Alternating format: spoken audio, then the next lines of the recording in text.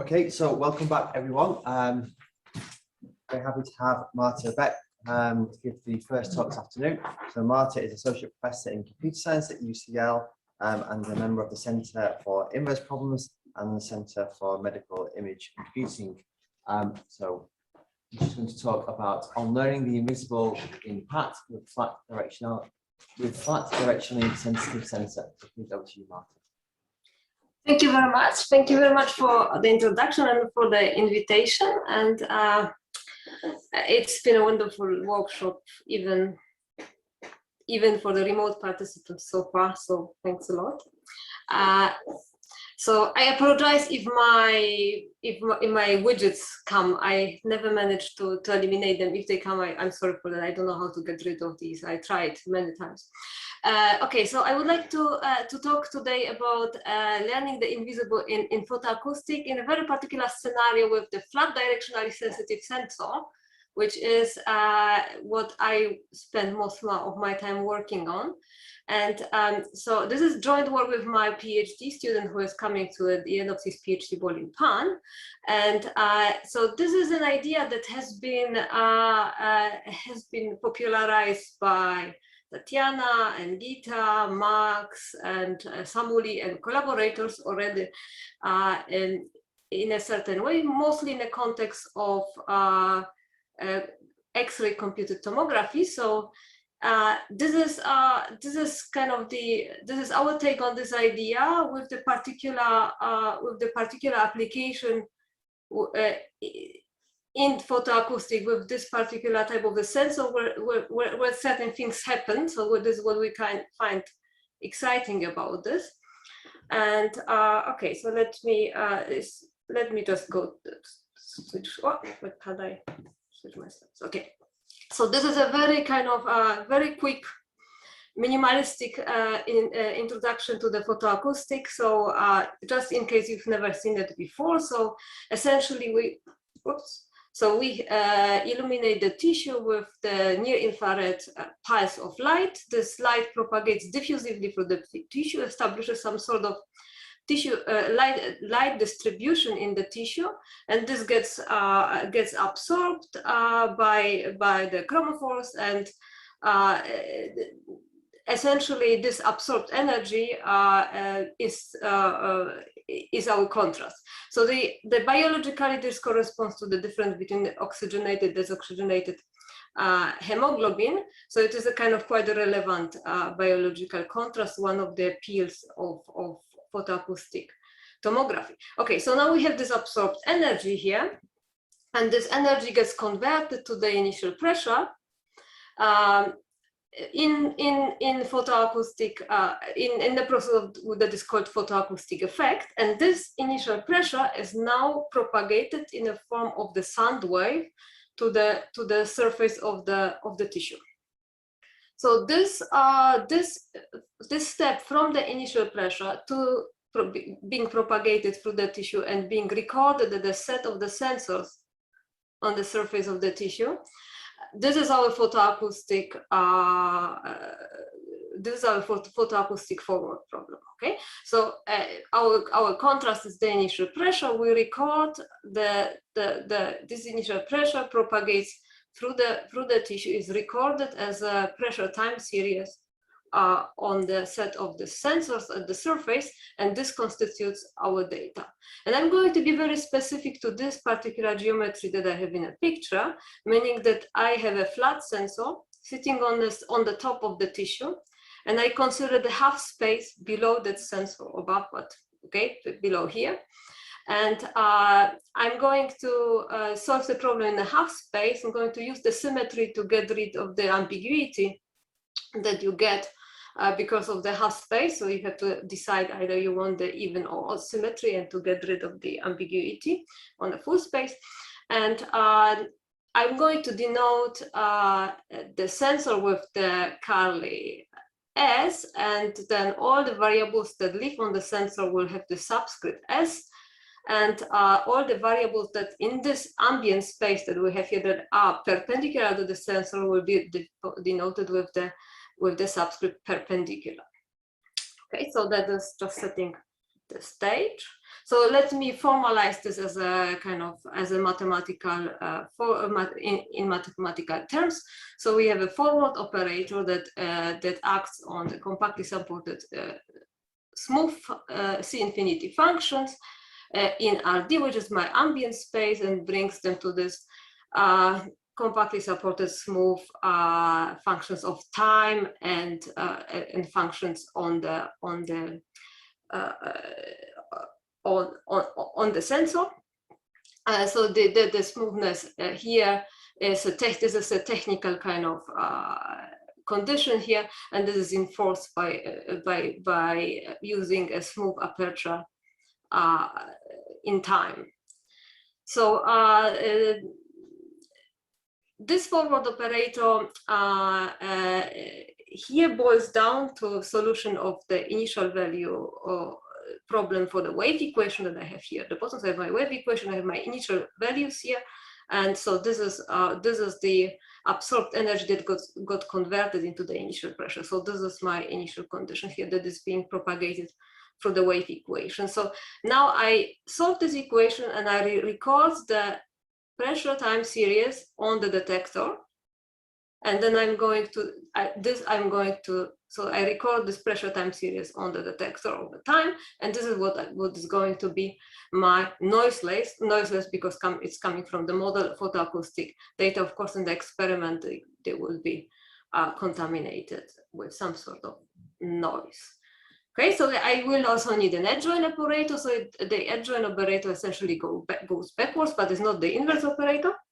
So it can be shown that the edge join operator to the photoacoustic forward operator is now a time varying source problem for the wave equation with zero initial conditions, and the source term is essentially the data that I recorded on the surface or on the sensor, plugged back as a source backwards in time.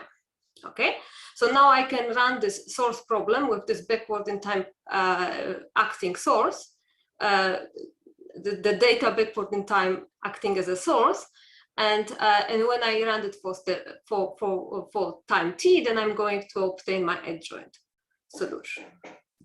Okay, and then now we also have an inverse operator. If the data is complete, then this is indeed an inverse operator. If it's not complete, then it is, let's call it approximate inverse operator. And so this is quite similar to the edge joint, but now instead of having the source term, I actually have the data backward in time plugged in as a hard constraint. Okay, so the source adds additively at the sensor locations, and this term acts overridingly at the sensor location. So there's a subtle difference between the two, but the philosophy is the same. You run this equation for time t and evaluate the solution at time t, and then this gives you your inverse solution. If you had complete data, that is indeed going to be your original.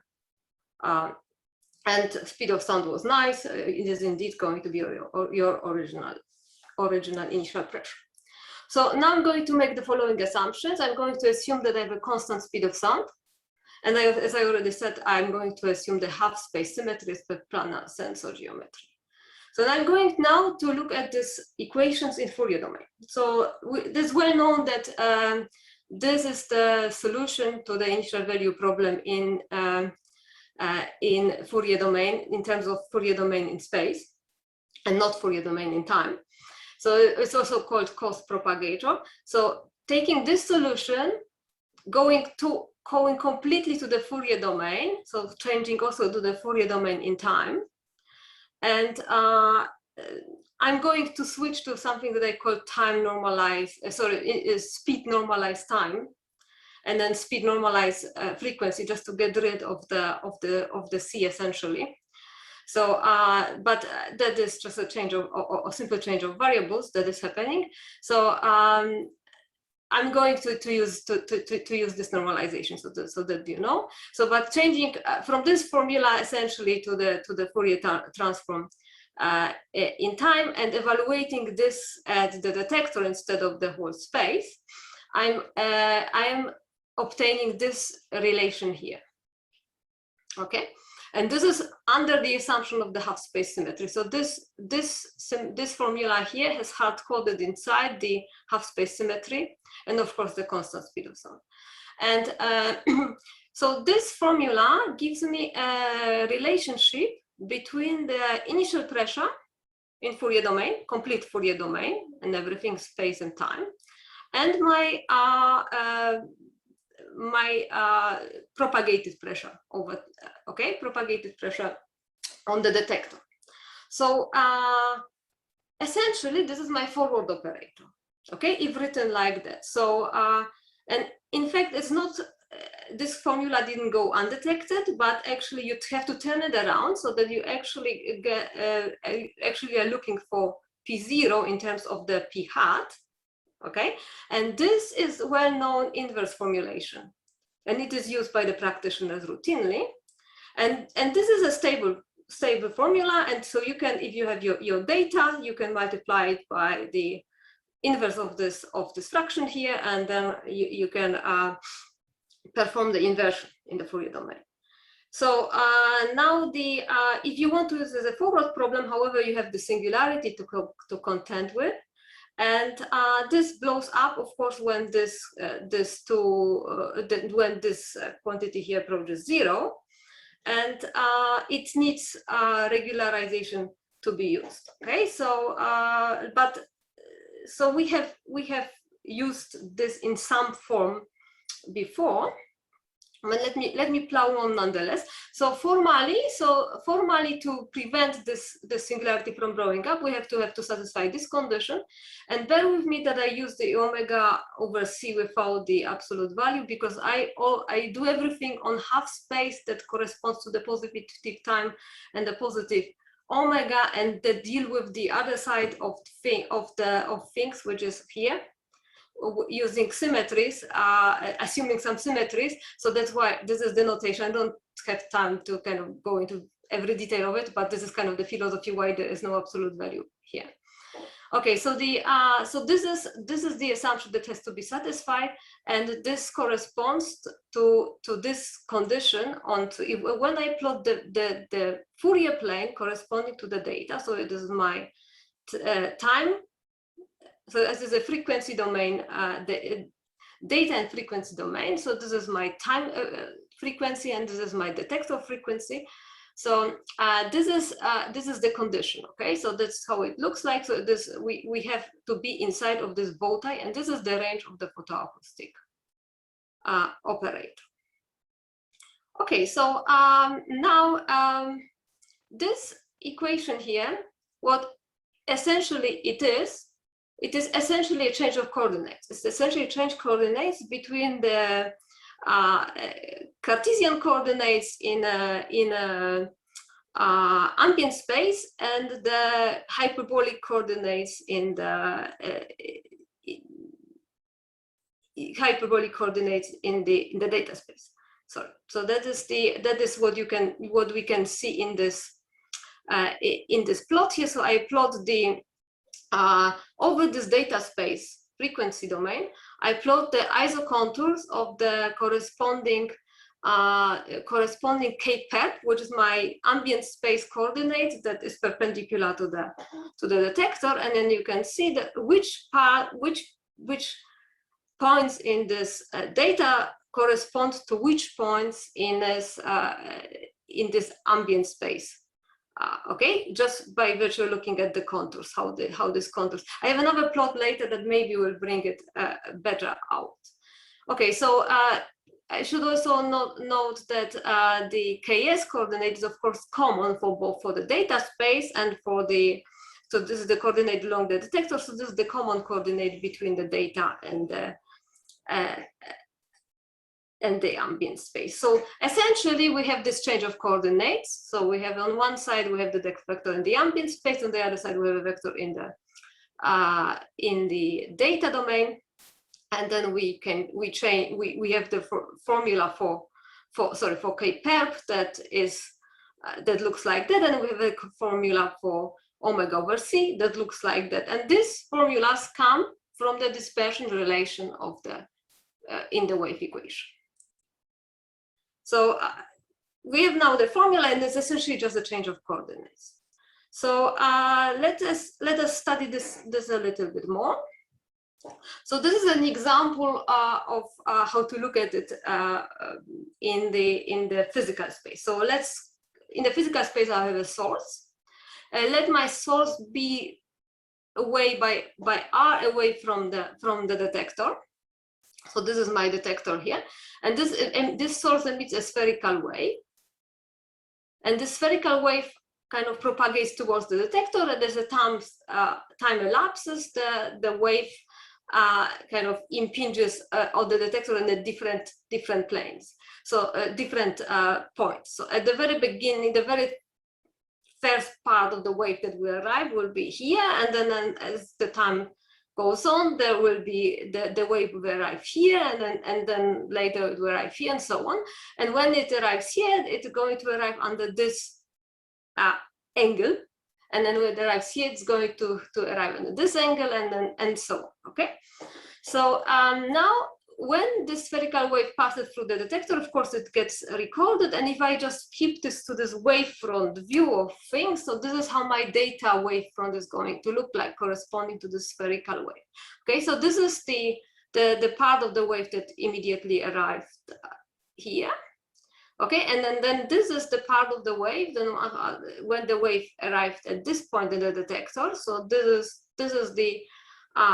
is kind of what is what got recorded in the data, and there is a corresponding wavefront or tangent to this hyperbola here that corresponds to this wavefront that arrives at the detector. Okay, so that so as my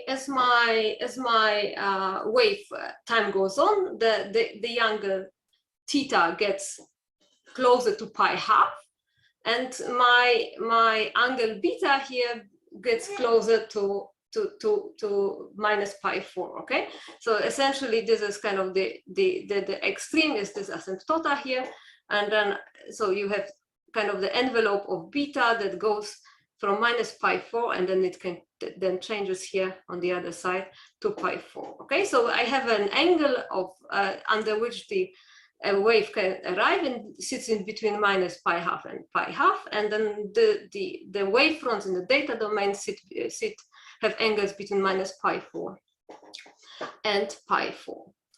And so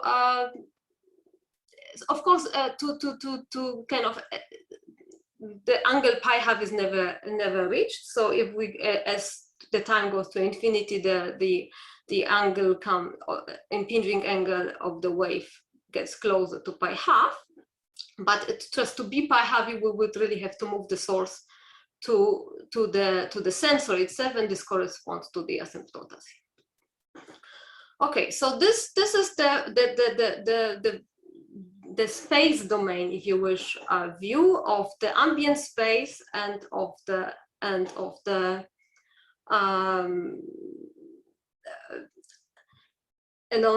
the data space. So now we can look at this wavefronts in a Fourier domain, which is to bring us back to the relationship that we had from the formula before. So they, of course, they have the same direction. So we can look at this wavefronts in the Fourier domain, and so they have this corresponding Fourier wavefront vectors, and we have a kind of the same type of a correspondence. And here now very easily we can derive the relationship between these two angles. And so we just observe, from geometrical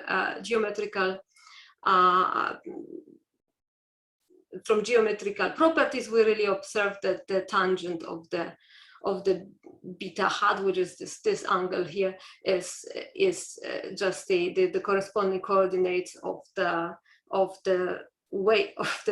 Fourier domain wavefront vector. My God. And this is the tangent, okay, and then we observe that because of the definition, how we define this, that of course the corresponding wavefronts have to be at the same point in the detector, so we have we have this correspondence between the k as beta, which is this coordinate here, that is repeated here with the inverse sign, and then the corresponding k as theta, which is the coordinate of the vector impinging on the detector, and the bottom part comes from the straight from the wave equation dispersion relation, and so then we recognize the sign on the right hand side, and we get the relationship between this tangent and this sign, and now we can move it back to the vectors that we defined as vectors at which the wave impinge on the detector. Okay, so but these were the kind of the angles between the wavefront vectors, and these are the angles between the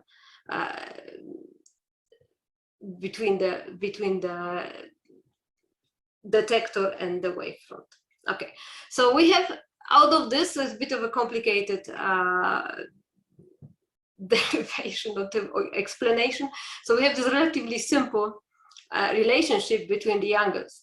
Okay, so between the angle theta and the angle beta, and then there is just the one-to-one map that we call the wavefront mapping. So I mentioned this briefly, but so there is this the symmetry that underlies my forward operator in the Fourier domain is the even symmetry with respect to the sensor, and this has the consequence that for my initial pressure of the even symmetry for my initial pressure and the even symmetry for my vector p. So the pressure in the data domain. Okay, so there's the even symmetry with respect to the first variable. Okay, so this is the one that corresponds to the mirroring around the sensor. So this would have the consequence that formally, going back here, I would have another source here, and then the source would do exactly the mirror image of what this is doing, and it would give me the other side of the hyperbola here. Okay, so that is how the symmetric picture comes together. So summarizing, I now have these three operators in the Fourier domain that I kind of understand what they are doing. So I have this original relationship, and then I can use it as a forward. I can use it as an inverse, but with the blow up warning. I can use it as an inverse formulation, which it has been used, and I also can derive the adjoint, which happens to be this one in this notation. Okay, so now the question, I can hear you screaming, so why have you been doing time stepping and why it's not done like that? And that is the reason. So I guess that I would draw attention to the big plot in the center, which is the one that no one has seen, the path data that looks like that. So this is the path data obtained with this Fourier method. So what you see here is this kind of so as your angle approaches pi-half, you of course are approaching the singularity, and then you have a problem, and you see very kind of magnified aliasing artifacts. Okay, so of course now you could start to say you could maybe smooth this somehow, and it's possibly to some point there could be some possibilities that this could result in something equivalent. But that's actually not the subject of the talk. That's just for the motivation here. So and once you have this data, so this is the reconstruction that you get. Okay, so that there's yeah. So I'm not showing you kind of, I'm comparing this always to the original image here. The reason for that is that this is if I would use, for example, something like K-wave, it would smooth the data and would lose quite a lot of contrast. So these reconstructions here, however, you don't like them maybe because they have this kind of, you should see this aliasing artifacts being propagated back to the image, so they actually have a better contrast. Okay, so they are more appropriately compared to this than to the original photoacoustic data. This is not saying that you cannot reconstruct the photoacoustic data with it. You of course can. So we have here opted for the minimized setup, so we kind of are not oversampling time. You would have to adjust it. Okay, so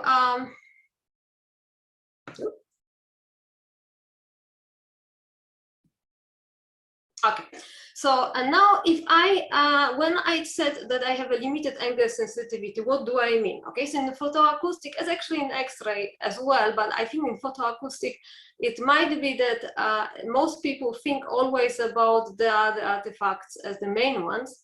So if I have a finite sensor, I will get this typical artifacts that kind of look like that. Okay, so they kind of correspond to they're microlically quite well described, and they kind of correspond to spheres that are centered at the corners of the detector. So, so this is one type of the artifacts. So this is not the one, not what I want to talk about. So I want to talk about, I want to talk about the limited data. So the other type of the limited data are that you actually, when each sensor only sees wavefronts that come under, that impinge on the detector under a certain angle range of theta. So if I had ideal sensor, it could record anything from -π½ to π½ but my non-ideal sensor will have some pi max that is between 0 and π½ and it will be smaller than π².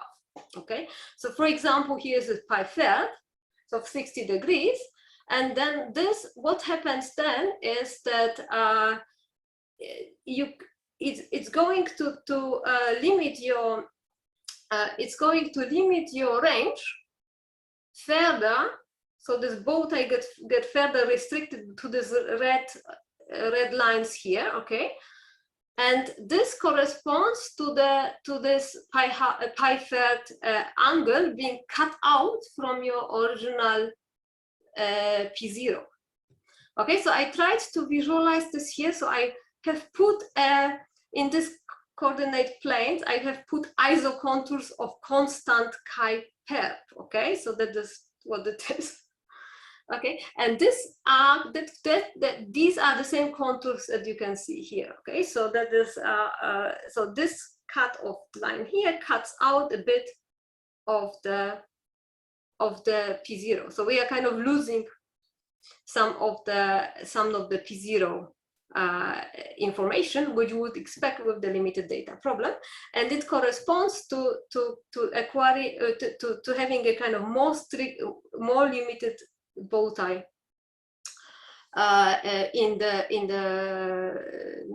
the Fourier, sorry, in the data domain. So this I have this correspondence between the beta and the theta that we derive with this wavefront map, that this angle correspondence here. So from this comes this correspondence between the two. Okay, so right, so the kind of the wave can arrive only in a certain kind of under the certain angles, so that is just only giving rise to certain range of beta. So now when you look at this, then I have used now a slightly smaller angle, so that you can, it kind of corresponds to π4, so that you can see it better.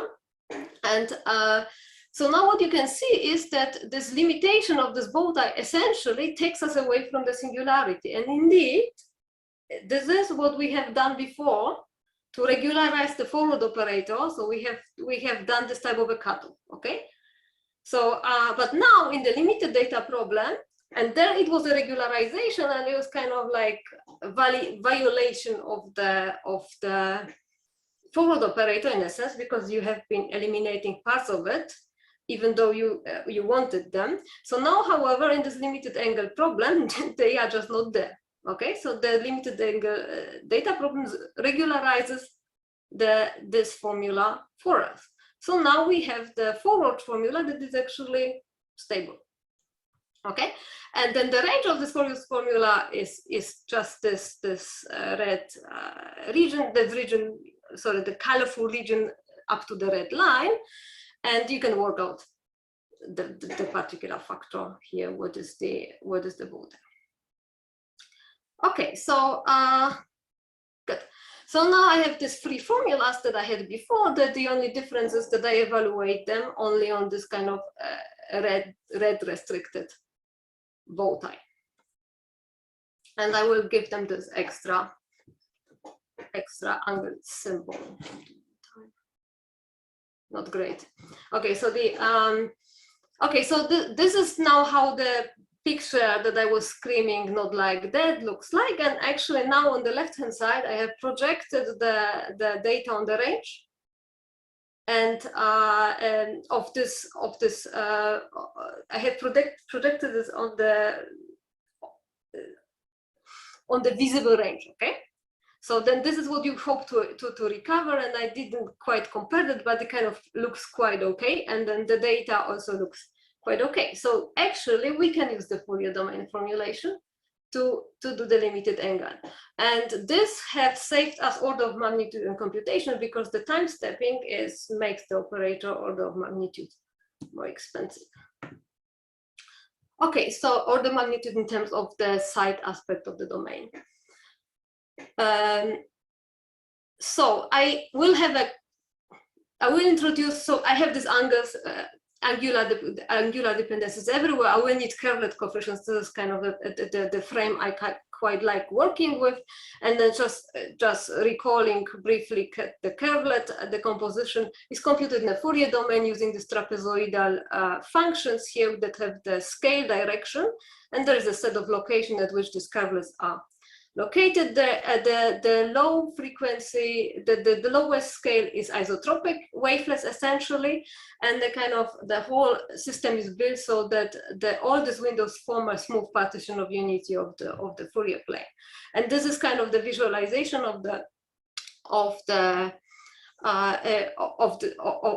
curved tiling of the Fourier domain, and we are going to use the symmetrized version that puts equal these wedges here that are symmetric in terms of imposes Hermitian symmetry on them for the real function.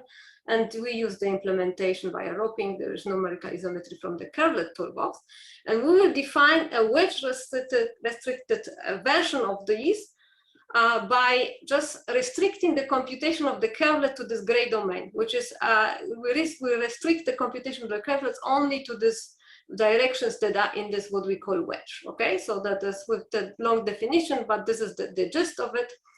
And so this in 2D this would look like that, and in 3D this would look like that. So this is a transform that we introduce, or the modification of Curvelet transform that we introduce in terms of representing photoacoustic data.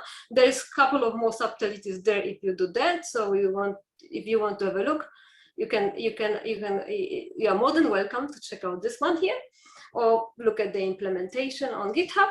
So, but this is kind of the wedge restricted Curvelet transform, and then the wedge restricted Curvelet transform can be formally write as a composition of the projection operator and the standard Curvelet transform. And the projection operator is the one that projects on this directions inside of the bow tie. And kind of originally we introduced this in this form that we had directionality at all final scales except for the core scale. The core scale was not directional, and it was mapped to itself. And here we also would like to introduce another version of it, which also has a directionality in the core scale by virtue of using a bow tie filter on the core scale coefficients. Okay, so the notation is slightly abusive here, but it just says that also the core scales we take into the directionality, because formally the core scale coefficients don't have directionality, but it just means that we take only those that are in the bow tie, and the picture kind of tells what we actually mean. So we just really virtually take in the Fourier domain, we apply this filter. And on the range of this, regardless how we define that, either this or the other one. So this wedge restricted Curvelet transform is an isometry on its range, on the range of the project. Okay, so the effect of it is that this the standard Curvelet transform, the restricted Curvelet transform without the directionality in the lowest scale just will eliminate the higher scale coefficients outside of this pi4 angle. And then additional directionality of the coarse scale will give you this typical, probably you can't see it, but these are the kind of the limited view kind of with all the limited view artifacts. So this is what it's going to do to the low, to the coarse scale. Okay, and now projection. So what projection is affected by this different transform? So there's a standard curvelet transform. So it just project. It's an isometry. So when you have this restricted curvelet transform, then you will project on the finite case on the visible range. So this is the invisible part on the finite case that you're going to lose. And if you have the coarse scale directionality, then you actually will recover something that's kind of like the limited angle stuff that we know and love. Okay, so with this, we have now this. I'm going to use this fully restricted with the directionality in the coarse scale as well. So I can now have three things. I can have a perfect reconstruction by virtue of taking an original image and decomposing it in this restricted curvelet decomposition and its orthogonal complement. I can have the linear reconstruction of the visible curvelet coefficients. Okay, so then I'm going to use this equivalent of the time reversal lifted to the Fourier domain and so on. So this is the kind of pseudo-inverse kind of thing, A hat Dega. And I can have a fully blown nonlinear reconstruction with this restricted angle operator, of course, to recover the visible, and then it goes back to the works by Eugen Fricke and Todd Quinto, and so the same was used by the guys here in the kind of tomography, but with their versions of the operators that they use, radon transform and so on. So okay, so the postulate is to learn the invisible, and then why? So the reason is to how I'm doing time really bad, no? Okay, do I have 5 more minutes? Between talks, I think the talk's supposed to finish at 10 past, but there's like a 10-minute gap, so we can sort of go into that. Okay, I think I'm okay. I will be okay. Thank you. So, so why to learn the invisible? So the reasons are kind of separation between the data and learned prior. Okay, so you kind of reconstruct what is in the data, and then you put in what is only in what you can't see in the data. You put as a prior, kind of learned prior. And so the other thing is that once you have the separation, so the invisible is out of the range of the forward operator, so it doesn't. You don't need to iterate with the forward operator with the network, okay? So the whole kind of stuff of should I do unrolling, should I post-processing doesn't apply, because you just do post-processing, okay? It's equivalent. Okay, so I will need, for the network that we formulate, I will need one decomposition here. So that is with what we timely called corona decomposition, and the name just that couldn't quite come up with a different name. But okay, so the gist of it is that it is like the filter bank that is being applied in a curvelet transform if you disregard the directionality. Okay, but so I have my image, and then the one scale of this is doing the following. I will put it in a Fourier domain. I will take the high pass filter, and I will take the low pass filter. Okay.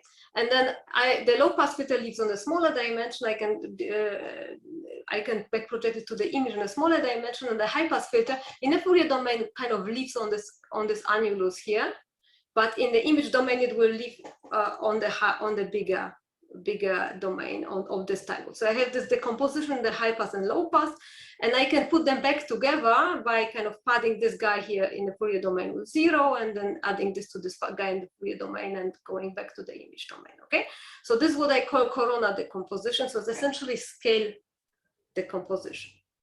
And then this is the effect of the one level of corona decomposition. So this is the high pass component, it's the low pass component. You can see the difference in sizes. So this is when you put them back to put them into the image domain.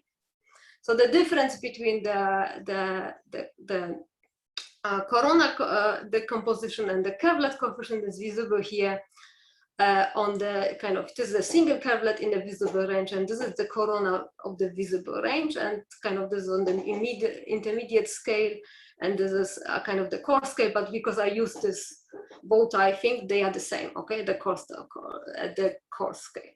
If I use the not bowtie low core scale, then they would be different. Okay, so good. So now I have this network, and it's essentially like a unit, but I have my image split in scales in this corona decomposition situation. So it means that I have my visible channel and then my invisible channel. So that I have two channels at each scale. And at each scale, I put in the corona decomposition of the image. So I put in like, like these guys, okay? In the image form. I put them into the network, and I put them at the different levels, okay? So they don't pass all the way down. So, and then it kind of propagates unity style, and but after the convolutions here, I will use the corona decomposition, and I will put the high pass back to the right, and I will put the low pass to the lower, propagate the low pass of the lower scale. So this kind of is my max pooling kind of variant, but it obeys this decomposition that we are using. Okay, so this is the how the downscaling and so on works. And you do the same on the next scale, and then and the core scale, and then at the kind of subsequent the visible and invisible coefficients come in at different scales, and they are being back propagated to kind of through the unit to the output here, and the output is all images upscale to the finest scale. So they are upscale by padding in the Fourier, so padding in the Fourier domain. So we have this this network here, and then we have a corresponding unit that we made a unit that just gets the visible part of the image and should output the complete image that we try to make as equivalent as possible to the corona net. Okay, and then we train it on a set of ellipses that look like that, and we have a generalization check on a ball that look like that. And let me draw attention to one thing. So the ball here is put like that, so that the limited angle of the operator disables the artifacts of the limited sensor. Okay, so this is constructed like that. We didn't quite manage to have a good training set that obeys that. Yes, I should finish. Yeah. Yeah, please, so we don't run into time. If you can finish in the next 60 seconds, that would be great. Thanks. Second, sorry, I thought that you said I had till 20 past. No. So the next talk starts at 20 past, and so if you want time for questions. Yeah, but just let me 2 minutes, okay? And then I will answer a question very quickly. So so basically we have we have this training set here, and then kind of we try to to learn the invisible. Okay, so then we have two scenarios. One is we learn from the perfect visible, to map from the perfect visible to the invisible, and from the imperfect visible to the invisible. And so these are my perfect perfect visible invisible coefficients, and this is what I learn. Okay, and this is kind of the error, and then in the speed of kind of here is not very good to see anything. So but you kind of see that you kind of learn something because it kind of looks similar, and the error is kind of smaller. And so this is when you put it together. So this is how it looks like. And then so on the left, on the right is ground truth, on the left is the corona net, and in the middle is the corresponding unit, reference unit. Okay, so then and you can see that the error is a little bit kind of so it is in favor of our network here, and then the generalization is even more pronounced. Okay, so the range here is less than half of the color bar here. Okay, so we kind of, especially the corona net does especially well for the generalization, and this is belabored again in this on the data, on the test set of these ellipses, that kind of the corona net wins everywhere for the test set, and except for the SLIM, and we're everywhere on the generalization, which is just the one ball. Okay, So then I just showed this second picture here. So that from the imperfect visible to this one, that come from the L1 reconstruction. So this is kind of the corresponding error plot and the corresponding generalization that is like 10 times, the color scale is now 10 times smaller. So the generalization is much better here. And then this is kind of the corresponding table. So the corona net wins. So we all know that corona wins. So there we go. Thank you very much. And sorry to overrun.